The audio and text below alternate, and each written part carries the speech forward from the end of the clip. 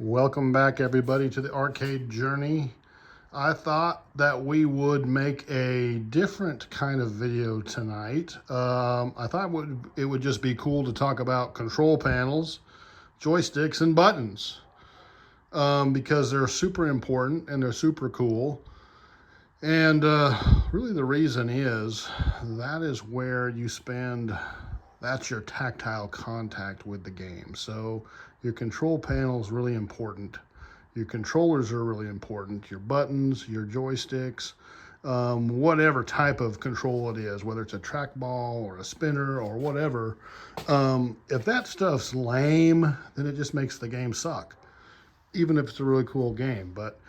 And that's just where you interface with the game. That is the human interface to the game. So I've got a few here, as you can see, control panels and joysticks and some buttons, and we're just going to talk about it. So, oh, and one other thing, I've got something I want to show you that's really cool, and we'll get to that towards the end, specifically about the joysticks and a certain kind of joystick that I like called a Dominic's 8 by Groovy Game Gear. That's where you get them, from a company called Groovy Game Gear. They're up in New York.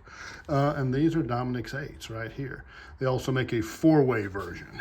So that's what we're going to talk about that too. But first, let's just talk about the basic joystick options here, all right? So here's one of them right here. This is a micro switch, real typical, what you find in a lot of games, a lot of multicades, a lot of stuff from the 90s, you know, Street Fighter type games, all that kind of stuff. Real simple micro switch. And as you can see how it works, the joystick goes and it clicks the little button and it closes the switch, and there you go. This is actually an 8-way. So as you turn it, pull it diagonally, that little square will push both micro switches at the same time to make your guy move diagonally. Straightforward. This is the same type of thing, but if you'll notice the difference here, let's put them side by side and let you have a look. Notice the little switcheroos right there, the little legs. Okay, that just offers you a different feel. I'm actually kind of a big fan of that. Okay, really kind of a slick deal. You still get the button actuating, shutting the switch on and off, but you're pressing up against that actual leaf, which brings us to this. This is a classic midway joystick. This is actually out of a Pac-Man right here. They're very similar, so any midway product, you know, Burger Time would have virtually the same type of joystick in it. And you have these big leaves, okay? That created, you know, the feel that everybody that played these original games, this is that by which all others are judged and emulated. And that's where the Groovy Game Gear ones come in here. We're going to look at here in a minute too, because they are a true leaf switch joystick like this. These have a fantastic feel for certain games. Let's just talk about like any type of a Pac-Man game. There's nothing better. There's nothing made now that's better. This is the best possible way to play. Gives you the most control. It can't be substituted. It is just by far the greatest ever. So, and they're built like a World War II fighter plane. They're metal. They're steel. They are really well made. They're welded together. You know, they really can't afford to make stuff like that anymore. But the good news is some of the modern technology with like 3D printing and stuff like that allows us to do some really good, you know, renditions of this theme right here. Let's talk about buttons real quick here. So obviously Ms. Pac-Man here. We're going to turn this around. And this has the traditional leaf style buttons right here, okay, with this type of a holder, okay. That's very typical of what you saw back in the day. Here's a similar one that's out of a game right here. Real straightforward, just a big fat leaf, okay? And push the button, shut the switch, send the signal, and do whatever the button's supposed to do. The newer buttons are just this type right here, okay? And they're gonna have something just like this, a little micro switch right in the bottom, okay? Accomplishes the same thing, but it has a very different feel. So I'm gonna show you something right here. Yep, we dropped it, okay? Same type of new style button, but it actually incorporates, see the leaf there? Gets me back to my leaf switch, okay? It's a very different feel. Now, I like to use these specifically. If it's just a start button or like a button that you don't hardly ever use, the regular micro switch, like that, that's fine. But if it's a button you're pushing all the time for fast firing and stuff like that, that leaf switch, that is a way to get, you know, this feel from this old school button right here and something a little bit more modern, okay? So that's what we've done here with this multicade that we're building.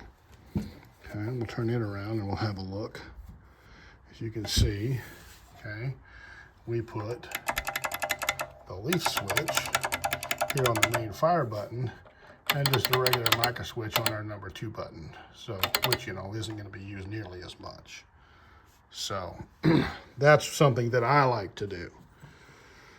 So since we got them turned around here, these are both Groovy Game Gear Dominic's 8 joysticks. Now, you know, they make a 4-way version of this, but these are actually 8 ways, these particular ones.